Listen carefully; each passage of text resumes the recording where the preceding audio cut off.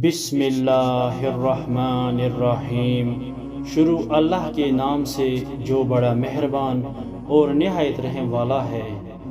مصائب سے بچنے کا انمول نسخہ، افلاطون کا سوال اور حضرت موسیٰ علیہ السلام کا جواب۔ افلاطون جو بہت بڑا حکیم اور اپنے زمانہ کے بڑے عقل مند لوگوں میں شمار ہوتا ہے اور وقت کا بہت بڑا فلسفی تھا، اور اس کی تحقیقات دنیا میں آج بھی معتبر و مستند مانی جاتی ہے۔ کہا جاتا ہے کہ وہ حضرت موسیٰ علیہ السلام کے زمانہ کا تھا۔ اس کے بارے میں لکھا ہے کہ وہ جنگل میں ایک معمولی جھونپڑی میں رہتا تھا، لوگوں سے میل ملاپ نہیں رکھتا تھا۔ اگر کسی کو اس سے ملنا ہوتا تو پہلے سے اجازت لینی پڑتی تھی۔ وہ اللہ کو تو مانتا تھا مگر رسولوں کو نہیں مانتا تھا۔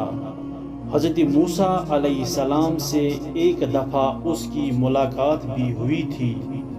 حضرت موسیٰ نے اس سے کہا کہ میں اللہ کا نبی ہوں، میرے اوپر ایمان لاؤ۔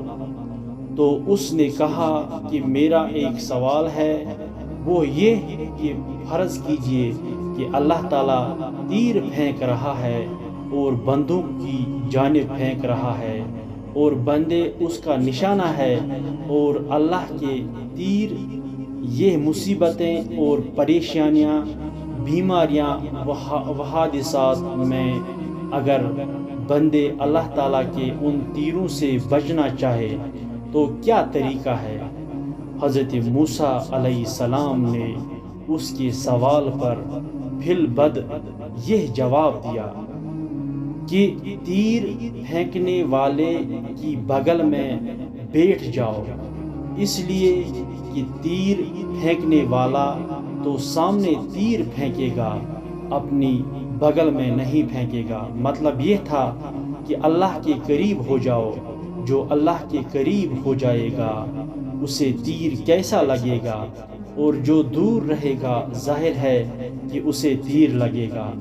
جب یہ جواب حضرت موسیٰ علیہ السلام نے دیا تو وہ خوشی سے اچھل پڑا اور کہنے لگا کہ ایسا فی البدء یہ جواب تو شاید دنیا میں کوئی دے نہ سکے، اور کہا کہ واقعی آپ اللہ کے نبی ہے، میں مانتا ہوں، لیکن آپ جاہلوں کے لیے ہے، آپ کی مجھے ضرورت نہیں، کیونکہ میں تو بڑا عقل مند اور فلسفی ہوں۔